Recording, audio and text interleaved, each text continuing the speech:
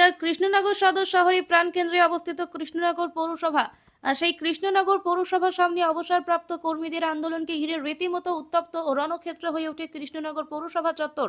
প্রথমে হাতাহাতি, তারপর শুরু হয় দুপক্ষের মধ্যে ব্যাপক গন্ডগোল। খবর পেয়ে ঘটনাস্থলে ছুটে যায় কৃষ্ণনগর কোতোয়ালি থানার পুলিশ প্রশাসনের সামনেই শুরু হয় তৃণমূল কংগ্রেসের দুই কাউন্সিলরের উপস্থিতিতে হাতাহাতি।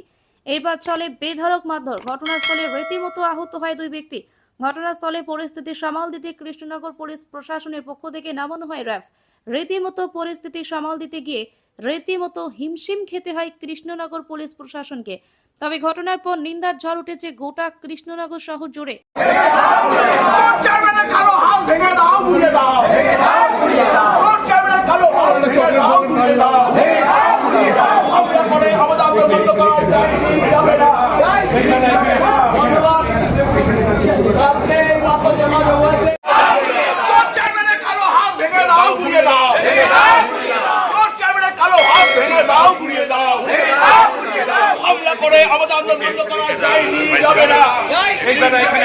যদি এখনো আমাদের খবরের দর্পণ চ্যানেলটি সাবস্ক্রাইব না করে থাকেন তাহলে এখনই সাবস্ক্রাইব করুন, সঙ্গে বেল বাটনটি ক্লিক করুন আর পেয়ে যান সব খবরের দ্রুত ভিডিও আপডেট।